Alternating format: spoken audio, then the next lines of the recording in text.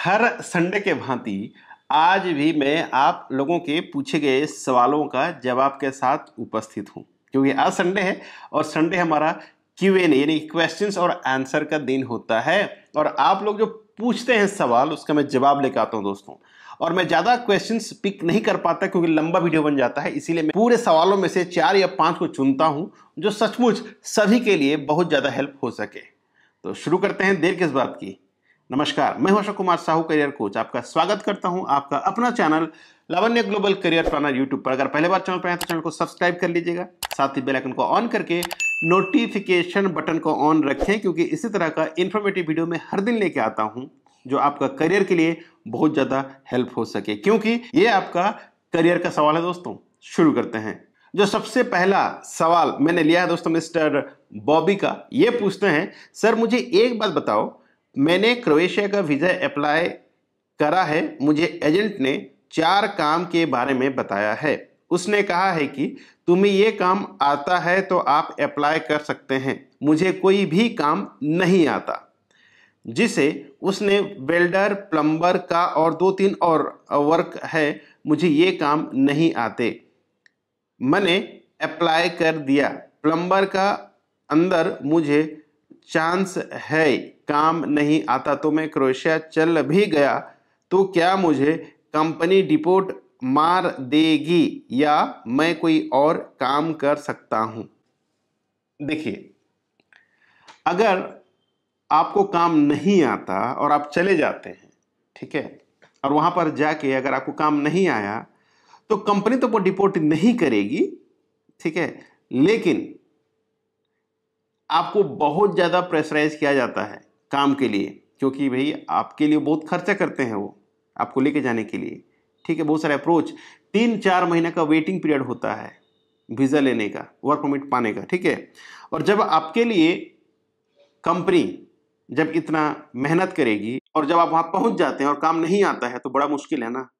दुविधा आपके लिए भी है, दुविधा कंपनी के लिए भी है, प्रॉब्लम आपके लिए भी है, प्रॉब्लम कंपनी के लिए भी है। तो करें क्या?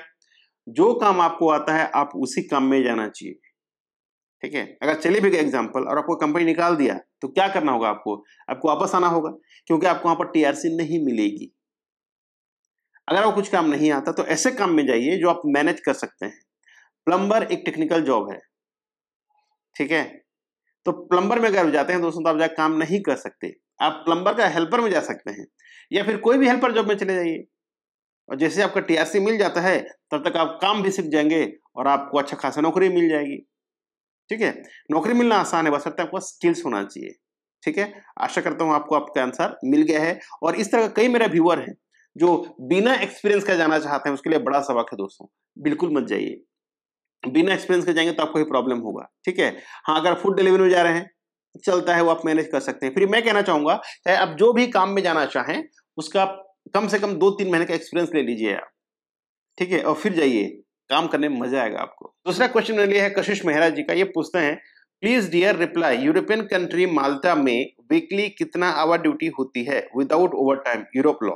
तो देखिए, एज पर यूरोपियन लॉ आपको पर डे 8 आवर्स काम करना है और वीकली 5 डेज, ठीक है। और अगर आप बात करें टोटली वीकली आवर्स का तो 40 आवर्स होता है। तो आपको एक सप्ताह में 40 घंटा काम करना होता है। अगर आप इससे ज्यादा काम करते हैं तो आपको ओटी मिलता है। अगला सवाल मैंने लिया है मिस्टर मुन वाकर का। ये पूछते हैं, in every job they want experience, even packing और cleaner job they want experience. When will a person like me get job? I am doing nothing for so many months. I am 31 year old, did a degree in mass communication journalism. If I switch my career in some other job, did I get a job in Poland or any other country? I want to go abroad for work. I want my parents to feel happy. Please tell any idea or give any help, please sir. Mister Munwakar, देखिए ऐसा कई youngsters हमारे India में जो ज्यादा पढ़े लिखे हैं, बहुत ज्यादा पढ़े लिखे हैं, बट उनके पास जॉब नहीं है। होता क्या है, अगर कोई कम पढ़ा लिखा होता है तो मन में ये डर होता है कि मुझे नौकरी नहीं मिलेगी, और जब इंसान ज्यादा पढ़ लेता है तो मन में ये डर हो जाता है कि भाई अब मुझे कैसे नौकरी मिलेगी, ठीक है। होता क्या है, देखिए चाहे आप कम पढ़े लिखे हों, ज़्यादा पढ़े लिखे हों, डज़न्ट मैटर। आपका एटीट्यूड क्या कहता है? आप पॉजिटिव एटीट्यूड लेके चलिए, जो भी काम हो उसे छोटा ना समझिए, काम स्टार्ट कीजिए, ठीक है? धीरे-धीरे आपका ग्रोथ ज़रूर होगा। अरे हमने भी तो फूल बेचने से काम शुरू किया था यार। रोड पे खड़े होके माला बेचते थे ₹1 में, ठीक है? और आज हमारा इनकम या फिर पोज़ीशन देखिए। ऐसा होता है, जब तक आप मेहनत नहीं करोगे दोस्तों, आपको वहाँ तक पहुँचने में बहुत मुश्किल होगा जहाँ आप पहुँचना चाहते हैं। रही बात आपकी, तो भैया आपको कोई भी जॉब मिल जाएगा, प्रॉब्लम नहीं है, आप मायूस बिल्कुल मत होइए, ठीक है? धीरे-धीरे आपको ग्रोथ मिलेगा। आपको अभी 31 साल हो गए सोचते-सोचते। ऐसे बहुत मेरे दोस्त हैं, मेरे व्यूअर्स हैं, मैं काउंसलिंग करता हूँ, किसी को 40, किसी को 45, किसी को 55 भी हो चुका है और अब तक वो सोच ही रहे हैं कि क्या करेंगे, ठीक है? तो ऐसा सोचना बिल्कुल बंद कीजिए, काम करना शुरू कीजिए, एक्शन में आइए। मैं हूँ यार आपको हेल्प करने के लिए। काउंसलिंग लीजिए, समझ में आएगा आपको कि काम कहाँ से शुरू करना है, कैसे शुरू करना है। चिंता करने की बात नहीं यार, ज़िंदगी में आगे बढ़ना है, ज़िंदगी में मायूस बिल्कुल नहीं होना है। आज नहीं तो कल आपको ग्रो करना ही करना है। मेरे साथ जुड़िए, काउंसलिंग बुक कीजिए, मैं हूं आपको हेल्प करने के लिए। हाँ, मैं आपको जॉब का गारंटी नहीं दे रहा हूं, लेकिन इतना जरूरी है कि मैं आपको जॉब के लिए पूरी हेल्प करूंगा। आपको मैं ट्रेनिंग दूंगा, आपके लिए मैं जॉब का वैकेंसी बताऊंगा और आपको अप्लाई भी करवाऊंगा और आप सक्सेस भी होंगे, क्योंकि अब तक कई लोग सक्सेस हो चुके हैं। अगर आप मुझे फॉलो करते होंगे मेरे इंस्टाग्राम पे या यूट्यूब पे, तो आपको जरूर पता ही होगा। अगला सवाल है मिस्टर भूपेंद्र राय जी के, पूछते हैं कुक के लिए सर आइल्स नीड है क्या ऑस्ट्रेलिया में? तो देखिए, ऑस्ट्रेलिया अगर आप जाते हैं तो कंपलसरी आइल्स एग्जाम देना ही होगा, चाहे आप कुक में जाएं, मैनेजर में जाएं, किसी जॉब में जाएं, एक्सेप्ट लेबर जॉब। अगर आप क्लीनर में जा रहे हैं, क्लीनर जॉब में, ठीक है, अगर आप इस तरह का छोटा मोटा जॉब में जाते हैं दोस्तों, तो उसके लिए आइल्स एग्जाम देने की जरूरत नहीं है। लेकिन अगर आप कुक में जा रहे हैं, वेटर में जा रहे हैं, ठीक है, हाउस कीपिंग अटेंडेंट में जा रहे हैं 5 स्टार होटल में, ठीक है, तो ये सारे जो जॉब है दोस्तों, इसमें आपको 100% आइल्स एग्जाम लिखना ही होगा। बिना आइल्स का आप ऑस्ट्रेलिया नहीं जा सकते। I think I am clear enough in this part. फिर भी अगर किसी के मन में कोई दुविधा, कोई क्वेश्चन है, तो आप मुझसे डायरेक्टली जुड़ सकते हैं मेरा इंस्टाग्राम पेज पे, मेरा पेज को फॉलो या लाइक करके।